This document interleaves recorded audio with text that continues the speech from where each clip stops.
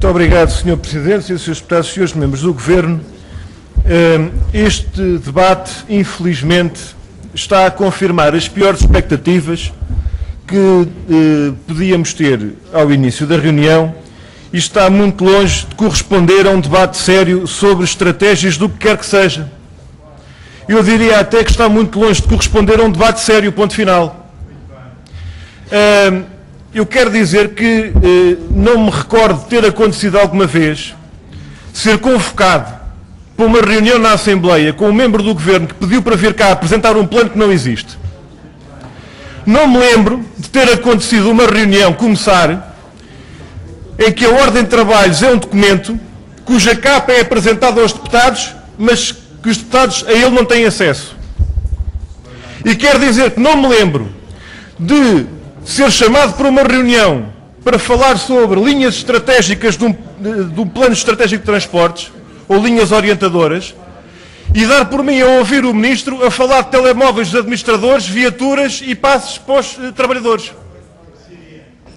E, portanto, quando nós ouvimos falar em matéria que serve para alimentar legendas e notas de rodapé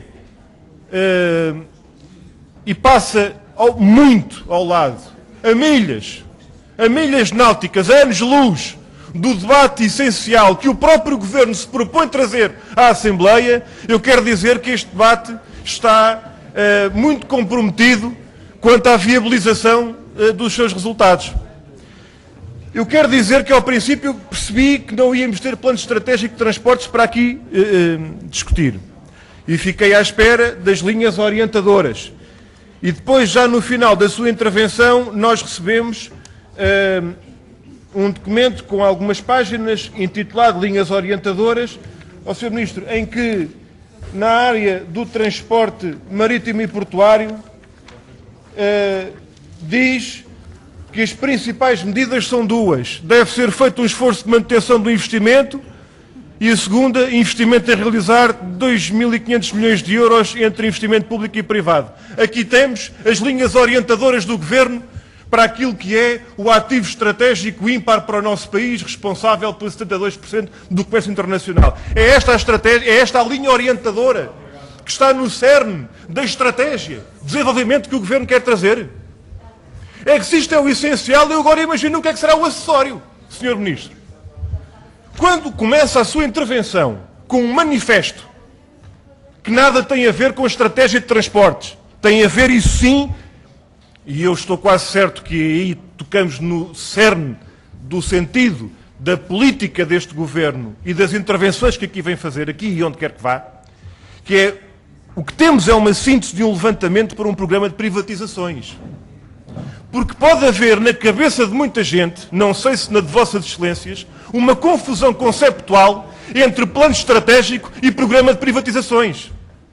Porque quando se fala de estratégia, muito dificilmente nós ouvimos da parte do Governo falar de outra coisa que não seja aquilo que o senhor depois disse, e passo a citar, transferir a liquidez para o setor privado. Reformar o setor para que a liquidez passe para o setor privado. Obrigadinho, Sr. Ministro. Não temos ouvido falar de outra coisa nos últimos anos.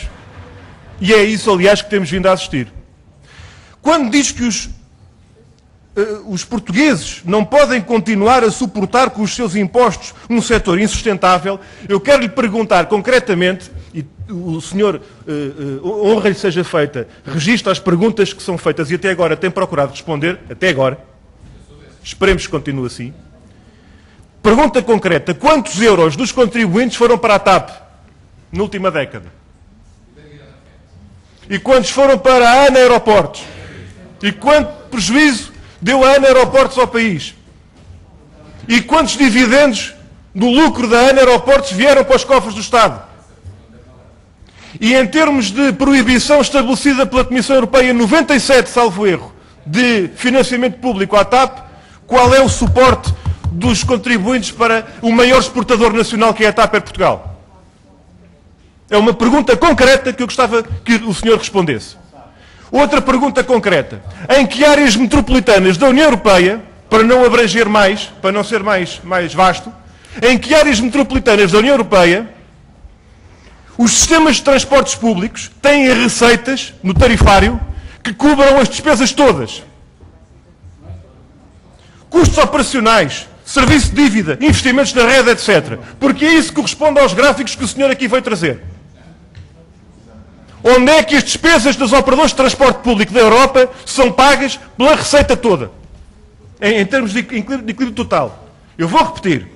Em que áreas metropolitanas da Europa os sistemas de transportes têm receitas que cubram a despesa toda e os custos todos daquelas empresas?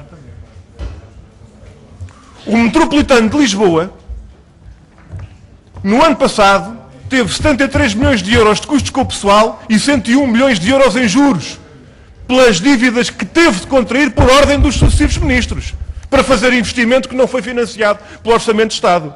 E agora a culpa disto é dos trabalhadores do metropolitano?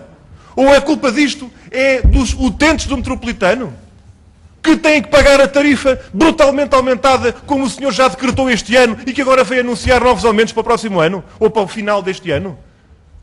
Que culpa é que têm os utentes e os trabalhadores das políticas desastrosas de destruição do serviço público para minar as empresas que os sucessivos governos têm levado a cabo ao longo dos anos? O senhor veio anunciar que o metropolitano serve para uma fusão com a Carris e que as infraestruturas vão para a Refer. Eu pergunto-lhe que mal é que fez a Refer. Que mal é que lhe fez a Refer para ficar agora como depositário daquilo que dá prejuízo? Pois claro, para privatizar essa nova empresa, e a empresa de transportes de Lisboa, segundo anunciou na sua apresentação, fica um belíssimo negócio para quem comprar, e depois aquilo que dá prejuízo fica para a Refer. Pois claro, já agora, Sr. Ministro, pergunto-lhe, se quiser fazer um negócio de uma oficina para lavagem de carros e que os demais garantam a água, eu pergunto quem é que não quer. O que nós temos aqui é uma política que transparece de uma forma muito evidente que o que nós encontramos não é uma estratégia de transportes, é um programa de privatizações. Esta reunião, Sr. Ministro, tem outra característica inédita, que é o facto de não ouvirmos na informação que nos é transmitida muito mais do que aquilo que é divulgado na comunicação social na manhã do próprio dia da reunião. Para além de um porta-voz de novo tipo que passámos a conhecer na véspera da reunião, também há um conjunto de referências que eu gostava de ouvir da sua parte, porque na reunião aqui não surgiram, que tem a ver nomeadamente com o futuro da rede ferroviária. O governo de Sócrates, aliás, segundo notícias vindas a público, o próprio primeiro-ministro José Sócrates e o ministro das Finanças, à data, deixaram à Troika, FMI, BCE, União Europeia, um plano para encerramento, salvo erro, de 800 km de linha ferroviária. As notícias que hoje vêm a público dão conta do encerramento previsto de 400 km de linha ferroviária. Eu pergunto-lhe, qual é o futuro do transporte ferroviário do nosso país? É que o Sr. Ministro só falou da linha de bitola europeia de Sines para a Espanha. E sobre transporte ferroviário falou de privatizações. Portanto, nós temos uma estratégia de transportes que o Governo estabelece para a ferrovia, que é privatizar e fazer uma linha de Sines para a Espanha. Como calcula, eu como eleito do Distrito de Setúbal, devo-lhe dizer que sempre fomos a favor da qualificação das acessibilidades a tudo o que seja áreas portuárias e equipamentos de transportes e logística. Mas a montante de tudo isto tem que existir uma estratégia, uma visão. E qual é a visão que o senhor tem sobre este setor? Sobre a rede de portos a nível nacional? É o transshipment, como foi anunciado no Porto de Sines? É a articulação intermodal exclusiva para a ferrovia, para ir para o centro da Europa? Para apanhar em Valência o mesmo navio que veio parar 2 dias depois a Sines? O senhor sabe para onde é que vai o minério extraído no país? Para onde é que vai a madeira? Conhece os centros produtores da nossa economia? O que é que interessa a uma empresa de moldes do Distrito de Leiria saber que há uma linha em Aveiro, em bitola europeia e outra em Sines?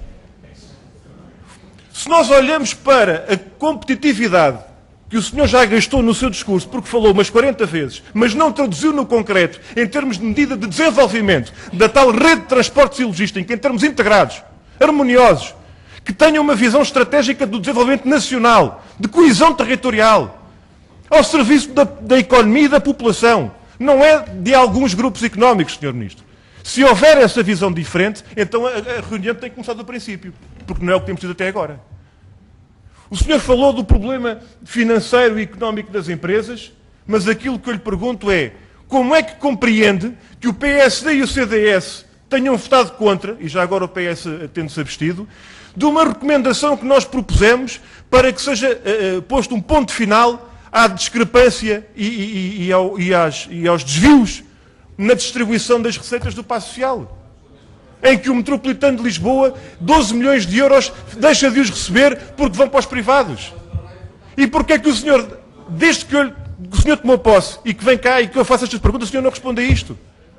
Como é que nós temos uma transferência de verbas massiva de fundos públicos para os grupos económicos privados, seja através da dívida das empresas, seja através do financiamento às empresas privadas, que o senhor vem dizer que na prática vai continuar e vai agravar-se? Falou dos custos das empresas e da sua dívida e da sua insustentabilidade. Eu quero lhe dizer... Muito obrigado, Sr. Presidente. A CP Lisboa, veja bem, Sr. Ministro, a CP Lisboa teve um prejuízo por passageiro de 12 cêntimos em 2010, sem emissões compensatórias. Prejuízo de 12 cêntimos por passageiro. A Fertagos teve de 14 cêntimos por passageiro. A Fertagos declarou resultado positivo de 4,1 milhões de euros e recebeu 9,7 milhões de apoio do Estado. O Sr. Ministro sabia que 15% das receitas da CP vem do Estado e o resto vem das tarifas? O Sr. Ministro sabe que na Carris os trabalhadores trabalham por dias corridos e não por dias úteis? E que, portanto, 22 dias úteis são 30 dias e é por isso que o senhor vem aqui falar de 30 dias de férias? O senhor não sabe que os trabalhadores da Refer, os trabalhadores da Refer, muitos deles, não têm direito a andar nos comboios da CP, quanto mais as famílias? O senhor Ministro informa-se com quem antes de ir para aqui, senhor Ministro? Como é que pode vir aqui apresentar uma estratégia quando nem sobre os fediveres acerta? Eu peço desculpa porque já me adiantei no tempo, já ultrapassei o tempo. Mas temos sido tolerantes. Muito obrigado, Sr. Presidente. Há muitas coisas mais sobre tarifários, sobre o passo social, sobre novas deslocações pendulares, novos fenómenos em termos territoriais que gostaríamos de trocar impressões consigo. Temos uma segunda volta. Temos uma segunda volta e, essencialmente, temos a esperança de que haja um dia que venha o Sr. Ministro discutir um plano estratégico que exista. Que exista. Muito obrigado.